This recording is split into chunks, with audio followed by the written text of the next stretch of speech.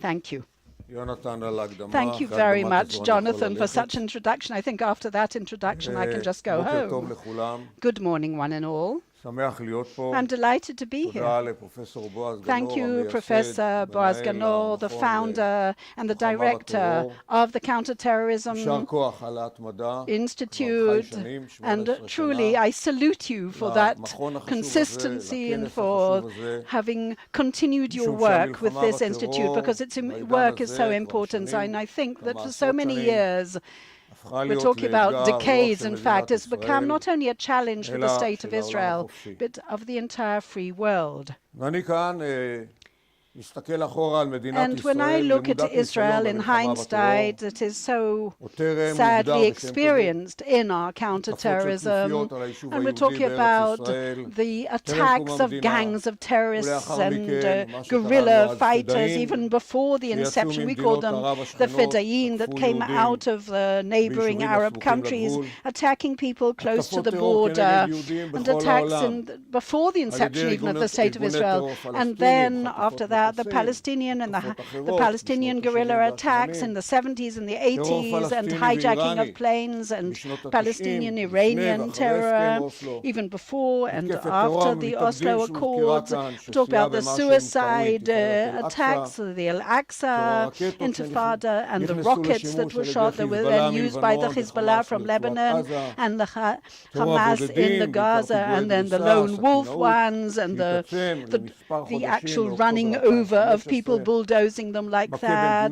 And we're talking about this hitting out to people around the entire world. And since the end of the 60s, 50 years ago, when I was first recruited into the army, I shared that fight against terror, not only as a combatant who participated in the war against terror until the 70s, against PLO, Black September, Tunisia.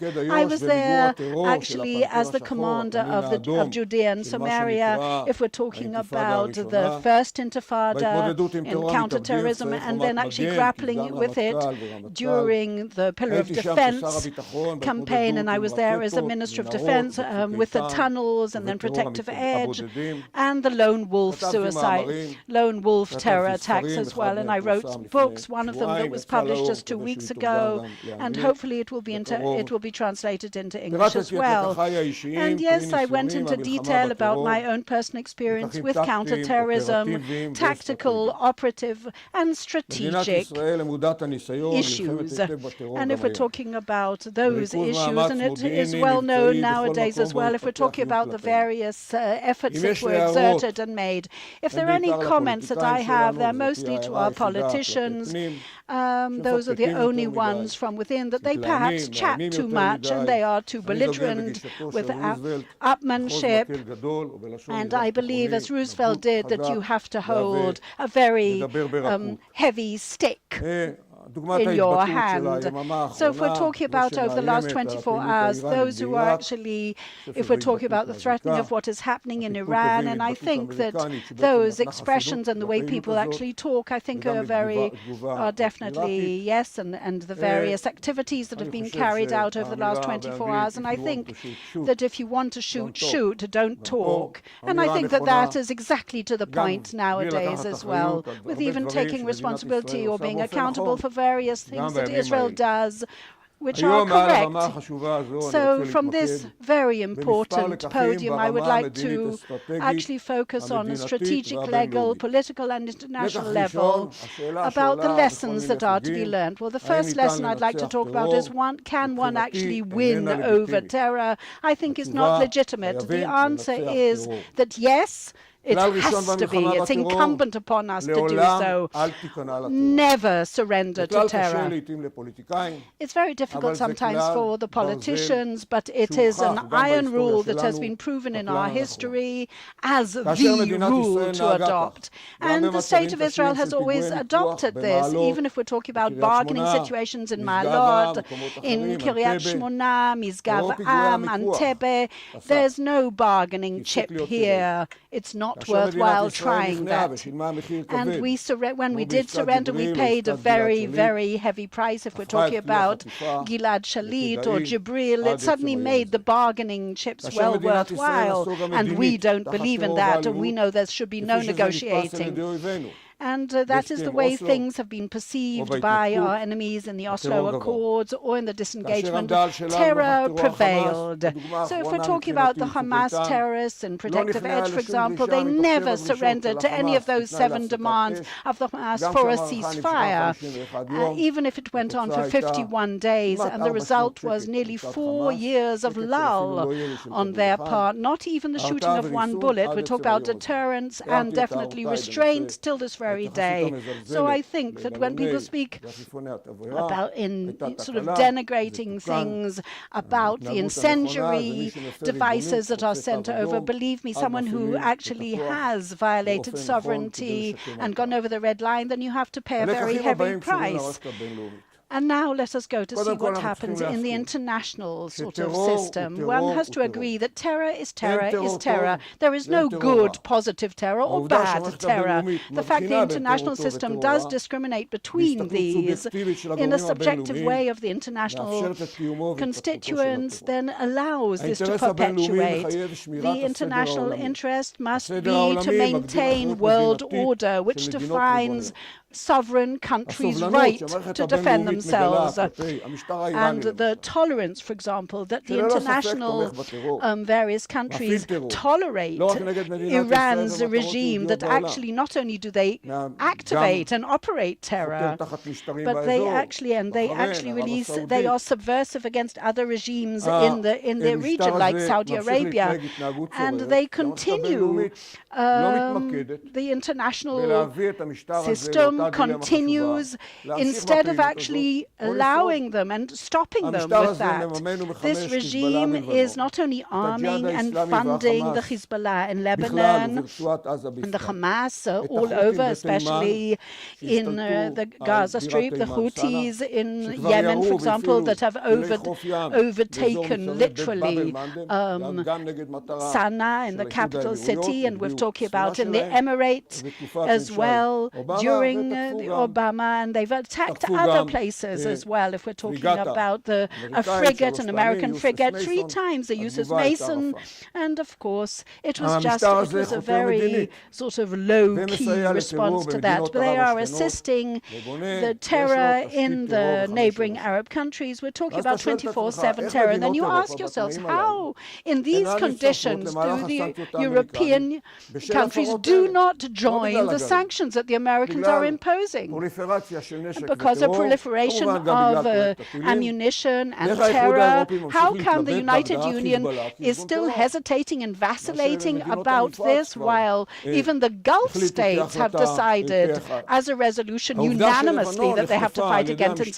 The fact that Lebanon is now under the arms of the Hezbollah, how come the Europeans and the United Nations are not actually curbing and thwarting this kind of situation? The State of Israel will have to act against the Hezbollah, who will open up in a campaign against us, and against the Lebanon government, who is responsible for the fact that they are there in their territory. And as Israel has done, if terror is filtering through from Syria or any other country. So therefore, anyone who is responsible, sovereignly responsible for terror that is coming out of their countries. Therefore, we will continue acting diplomatically and in every possible way, and they will, and instead of the other countries actually attacking Israel for what they're doing. Now, for example, what happened in the Gaza, and then is establishing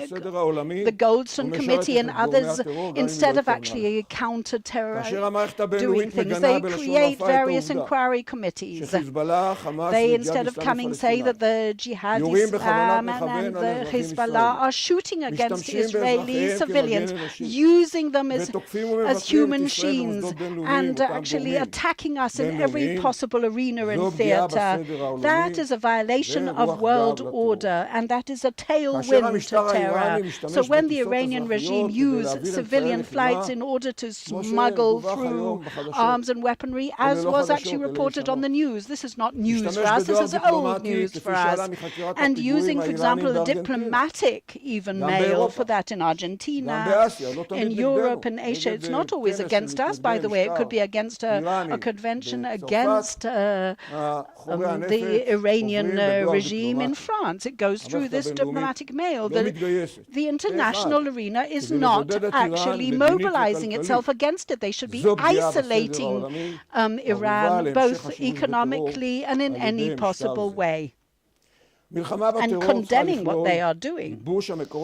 But they should be totally drying up all their funds. They need those funds. After all, they could possibly detrimentally affect the terror in so many ways, but they're not actually being activated. Iran, Hezbollah, Lebanon, these sanctions, for example, the bilateral ones at the moment, can actually cause less money going through to Hezbollah. So why is this not done by the international whole system and all the other countries? For those, for example, they have to somehow try freeze all their monies, and when it is done, then of course it is successful. Because, for example, if we rescued 2 ships that were in the property of Hamas in order to pay compensation for those who have been detrimentally affected and who harmed by terror, etc., etc. The Taylor Force law, for example, the American one, that allows money and funding in order to fund the various Palestinian convicts. That actually encourages terror. In other words, or for example, the PLO and other people who are actually given that kind of salute and actually support by doing that. So in this field as well, the political and the strategic one, like in the technical field, the best defense is offense. In English, it sounds perhaps better. First offense, and then fence, and then defense. And therefore, to wrap up, we have to win over terror. The